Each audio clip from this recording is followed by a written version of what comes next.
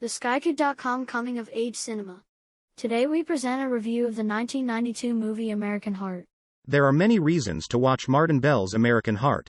A philosophical drama with coming-of-age nuances, the film focuses on the hardships of life by telling the story of Jeff Bridges, a recently released convict, and his teenage son Nick, Edward Furlong. Listen, people like us, we make a lot of mistakes. I wish I was dead. You can't roll over and die every time something goes south. Jack has a history of juvenile delinquency, evident from his own words and the occasional flashback. Yet after serving a sentence in prison is finally ready and willing to set his life back on track.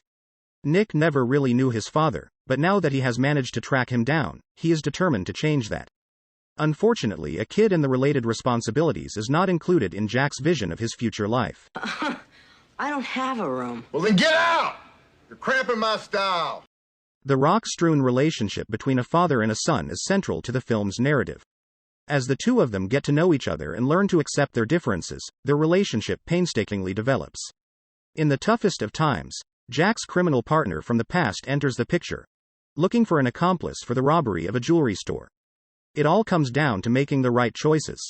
You may recall Edward Furlong's breakthrough performance in the role of young John Connor in one of the best sci-fi action thrillers ever made, Terminator 2, Judgment Day.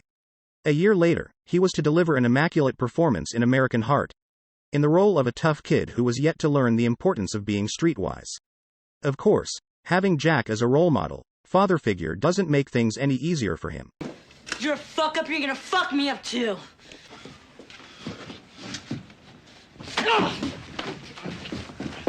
Jeff Bridges' performance is top-notch as well.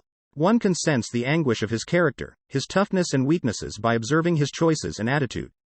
I did not feel an emotional connection to any of the characters, but this did not lessen the experience.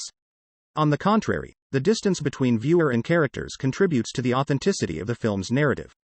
Most of the action is set in Seattle and we evidence the gritty daily fight of survival of its underprivileged inhabitants: drugs, violence, prostitution and robberies.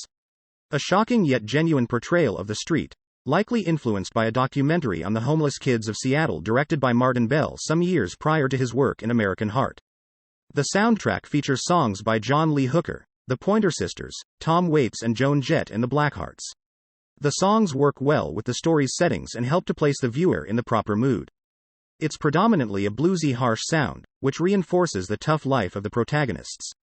The lyrics and the mood of the final song playing while the credits roll are also well chosen. A drama, a character study, you can think of the film as either, and if you are interested in coming-of-age narratives you will enjoy American Heart.